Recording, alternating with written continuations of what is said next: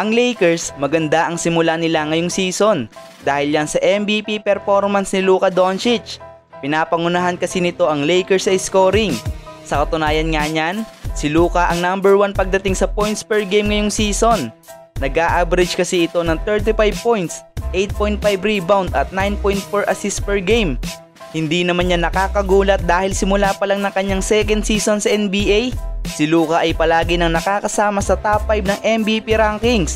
Ang nakakamanghalang dito ay itong si Austin Reeves. Dahil mula sa pagiging undrafted, ngayon nga ay pang superstar na ang pinapakitang laro nito sa kanyang team na LA Lakers. Nag-a-average nga ito ngayong season ng 28.5 points, 6 rebound at 6.7 assists per game, shooting 51% sa field at 34% sa 3-point line. Ang isa pang nakakabilib dito mga idol, ginagawa ito ni Reeves bilang second option ng team. Tinalo pa nga nito ang mga superstar at first option ng kani-kanilang team na sina KD, Ant-Man at Jaylen Brown. Si Kevin Durant nga ay nag-a-average ng 24 points per game. Si Anthony Edwards naman ay nag-a-average ng 28 points per game. Habang si Jaylen Brown naman ay nag-a-average ng 28.2 points per game. Kitang-kita nga sa mga stats na mas nahigitan pa ni Reeves sa mga superstar na ito pagdating dito sa points per game this season. Kaya naman, sobrang swerte talaga ng Lakers sa kanya dahil wala naman makakaisip sa atin na ang isang undrafted player na ito noong 2021 ay magpapakita ng superstar number sa 2025. Sa ngayon nga mga idol, silang dalawa ni Luka Doncic ang number 1 scoring duo sa NBA dahil nag-a-average sila ng combined 63.7 points, 14 rebound at 16 assists per game.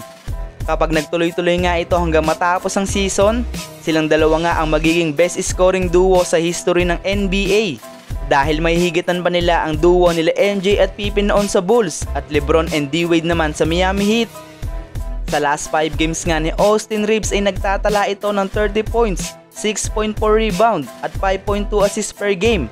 Ang apat pa nga sa 5 laro na yan ay kasama niya sa lineup si LeBron James. Kaya naman sa mga nagsasabing babagsak ang laro ni AR pagbalik ni LeBron, eto na nga ang sagot sa inyong mga sinasabi. Hindi nga ito bumagsak bagkus mas tumaas pa.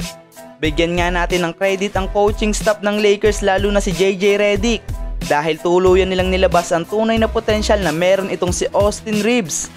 Sa ngayon nga mga idol, ang Lakers ay may 6-game winning streak at simula nga po nang bumalik si LeBron, ang LA Lakers ay may record na 4-0.